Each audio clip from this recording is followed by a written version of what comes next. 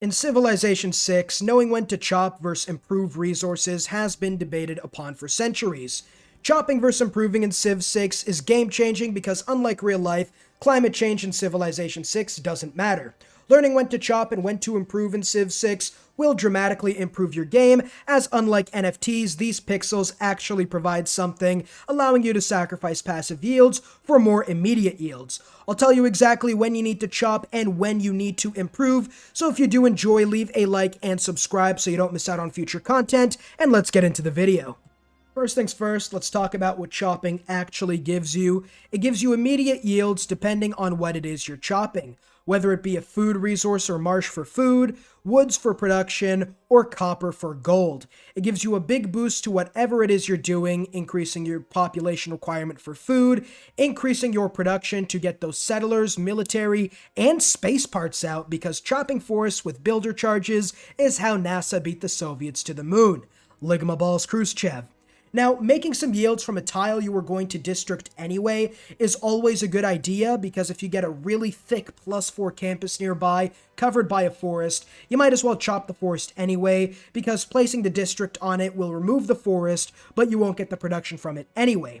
The Magnus and also different policy cards like Colonization or Agroge give you a massive boost to the chops. For example, Magnus gives a 50% boost, Colonization gives 50% production towards Settler, so if you take 1.5 times 1.5 times, let's say, 20, you'll get 45 more production than if you didn't have Magnus or the policy cards, giving, in a way, compound returns like the crypto scammers try to sell you in real life. Now, you can save turns and get immediate faster bonuses to whatever it is you're building, whether it be earlier units, settlers, districts, or buildings. It is very smart to really chop a lot of the time. Harvesting outside of city radius is also a must, as the population in Civilization 6 cannot be bothered to travel that one extra tile for the good of the Empire. Also, a side note, Goddess of the Harvest Pantheon does give you faith depending on the exact yields you chopped, so that could be very good if you're looking to chop a lot of stuff anyways. But let's look at what improving gives you. Now, improving resources obviously gives you more yields of the type over time. Woods, for example, give you, let's say, 30 production from chopping, but the woods resource gives you 1 extra production per turn. So if you leave that forest, for example, you would eventually gain more production than you would have gotten from chopping in 31 turns, which is that passive income that Instagram financial gurus get giddy over. Now, improvements provide even more of the yields over time.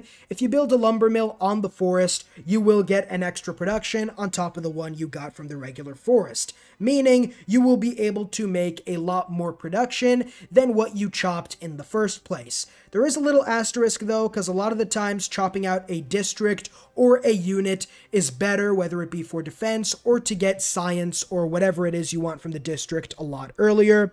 You also don't lose appeal from the forests, for example, because essentially, unlike that book, you get to keep the forest and the Lorax stays in the trees. I'm the Lorax, I speak for the trees, and the trees say, come visit me please and help me win a culture victory. You also get adjacency from specific terrain, like woods providing adjacency to holy sites, and rainforests providing adjacency to campuses. You also have wonders like Etemenanki giving you extra science for each marsh tile in your empire, not to mention Goddess of the Marsh giving you production for every marsh tile in your empire as well. Improving resources gives you a lot more of the specific resource over time, but the problem is, in a lot of games, you want more immediate yields because everything is either districts or it is also going to be an early military unit or a settler that you need as fast as possible. Now let's get into some mathematical equations real quick. Now I could do this by myself in about 5 minutes, but to go the extra mile, I have revived every scientist from Einstein to Stephen Hawking, throw in Socrates in there as well, and together we researched and developed the best method. Should you chop or should you improve? Now, chopping gives you between 20 to 200 of that specific yield that the tile provides, depending on the era. So woods give you production, marshes give you food, etc., etc., but bonus resources give you between 25 to 250 for every resource. Now, bonus resources provide one of every yield per turn, and by that I mean bonus resources and terrain tiles like marshes and rainforests. Earlier on in the game is where most of the chopping will take place, so let's say you get 30 production per chop. We'll use forests and production as an example, although the same method works with food and gold. So that means in about 30 turns after you chop, you will technically be losing production if you decided not to chop in the first place. In 31 turns, you'd be getting 31 production from that forest tile, and you would have only gotten 30 production when chopping it, meaning you would be in the net negative when it comes to production in only 30 turns. But that doesn't take into account everything, and that being what exactly is it that you are chopping. Chopping out something immediately is very important in this game. Let's do some math, right? Let's say 30 production chopping takes about 50% of the district's production, meaning earlier on in the worst cities, you will be getting a district 15 turns earlier, let's say. Let's say it's a campus district with a +3 adjacency campus. 15 turns times 3 adjacency equals 45 extra total science that you would have not gotten if you decided not to chop.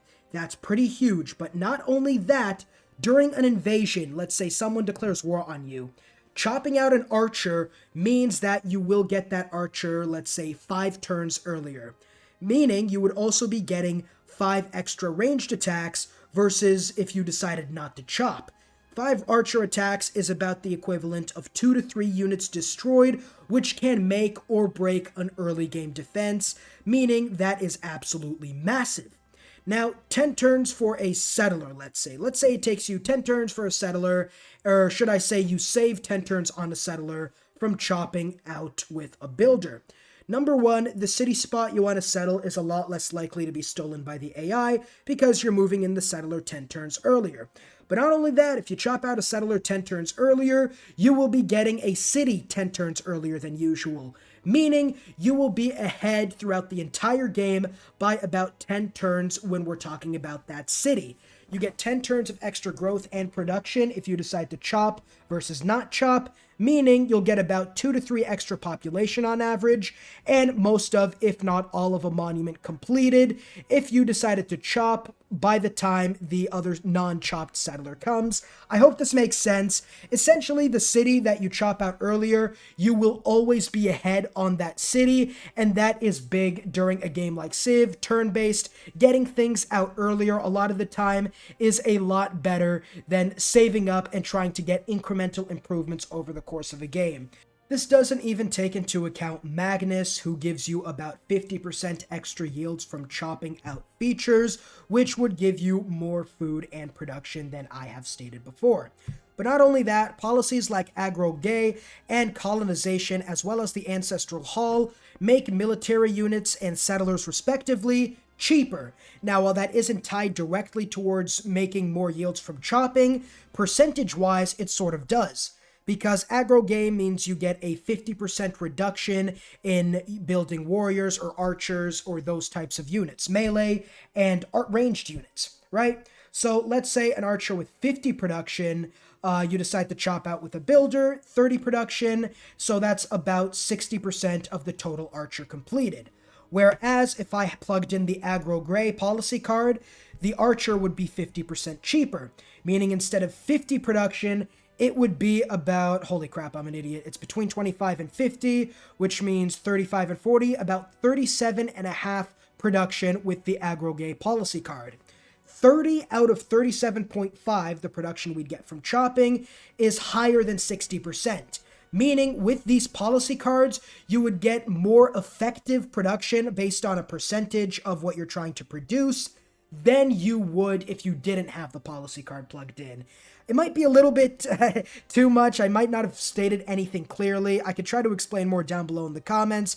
But essentially, if you have policy cards that give you a boost towards production, towards a specific unit, you will get more bang for your buck when chopping anything out. Finally, as you can see, the benefits of chopping are not just in the immediate production of food, but also in how fast you can get those districts and units. In a turn-based strategy game like Civ 6, getting these things a lot faster means you'll be able to make use of them more than you would in a regular game, which is why chopping is so important. When it comes to pure yield-wise, how much food and production you get from a tile, yes, improving that tile is better than chopping. But everything else, getting extra science from the campus because you built it earlier, getting extra attacks off from the unit because you built it earlier, and getting your city faster, a lot faster and a lot more developed than usual, makes chopping 80% of the time better than actually improving the specific tile. Now, before we leave, let's talk about what situations you want to chop versus what situations you want to improve. You always want to chop on a forested hill because in the late game, mines on hills provide the same amount of production as lumber mills on forested hills, meaning if you chop the forest, you'll get the immediate production for whatever it is you need, and you would still be able to build a mine on the hill, giving you about the same amount of production as if you just built a lumber mill on a forested hill. Other than that, you always want to chop when you want to place a district on that specific tile.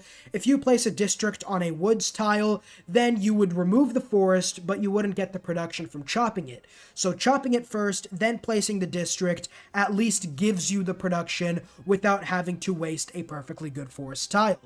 Other than that, you always want to chop when it is outside of your workable radius.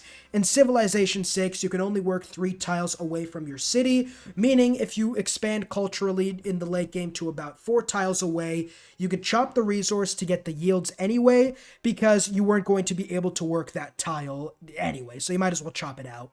Other than that, you always want to chop in low food areas with lots of production. If you don't have a lot of food, maybe you have 2 farm tiles and a lot of mines nearby, like let's say you're playing Ethiopia, you always want to chop because you're going to have more than enough production from mines anyway. You might as well try to get immediate boosts by chopping out forests or rainforests, for example. Other than that, you maybe want to chop forests if there's enough production nearby, and maybe want to chop food if there's enough food nearby. If there's a solid amount of either production or food, you will want to chop whatever it is, like I said, whether it be a marsh tile or a forest tile. This isn't like the previous example where I said you want to always chop when there is a lot of mines nearby. This is just an area where there are a decent amount of mines nearby, but depending on how the game is going, you might want to keep that tile to improve versus chopping it to get the immediate yield.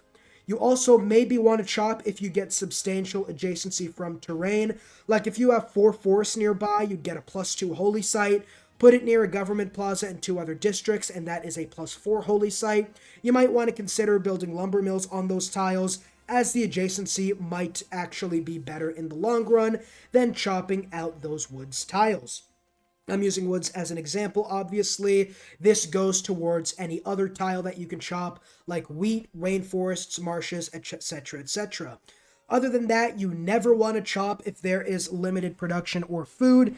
If you're surrounded by, let's say, floodplains with just 2 forests, you never want to chop those forests as they're the only production you will ever get in the city. Same thing goes for food. Other than that, never chop if you need the appeal. If you're going for a culture victory and there are a lot of forests nearby, I would recommend at least waiting until you get the conservation civic so you can build more forests, because the appeal you get from forests is very important for both preserves and natural parks in the future. Finally, most of the time it is a lot better to chop, especially if you do have either Magnus or a policy card, because chopping gives you the immediate whatever it is you need, whether it be a settler, a unit, or a district. So in my opinion, you do want to chop about 80% of the time. However, there are specific circumstances in which you just want to leave the tile as is and put an improvement on top of it in the future. In any case, like and subscribe if you did enjoy, and I will see you all in the next video. Peace.